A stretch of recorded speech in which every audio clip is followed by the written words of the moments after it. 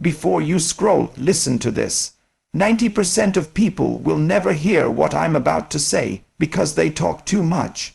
If you want real psychological power, the kind that makes people regret underestimating you, hit subscribe now, because this story isn't motivation, it's a warning. They thought he was weak because he stayed silent. In meetings, when voices clashed and egos fought for oxygen, he sat there, hands folded, eyes calm. No interruptions, no defense. When they mocked his ideas, he didn't argue. When they took credit for his work, he didn't expose them. In a world that rewards the loudest voice, his silence looked like surrender. People leaned into that illusion. His manager talked over him, his coworkers joked behind his back. Even friends started giving him advice he never asked for, mistaking quiet for confusion. Inside, something darker was forming, not anger, control. Every insult became data. Every interruption revealed insecurity. He listened when others exposed themselves, revealing fears, weaknesses, patterns. While they wasted energy proving they mattered, he was learning how power actually moves. Then came the twist. The company entered a crisis, a deal collapsing, investors panicking, reputations on the line. Suddenly, the room needed answers, not noise. The same people who ignored him started talking faster, louder, desperate. And for the first time he spoke, not long, not emotional, just precise. One sentence dismantled a flawed strategy. Another exposed a risk no one had seen. The room went quiet, the dangerous kind of quiet. Eyes shifted.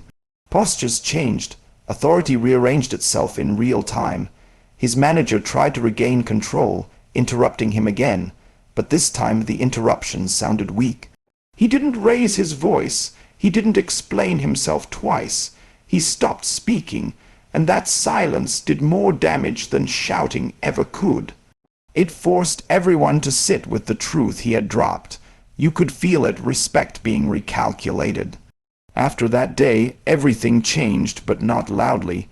People started asking his opinion before speaking.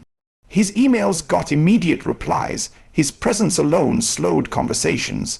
Those who once mocked him now over-explained themselves around him, nervous, seeking approval. The ones who stole credit avoided eye contact. They knew something they couldn't articulate. He saw through them. Silence had turned him into a mirror, and people hate mirrors when they don't like what they see.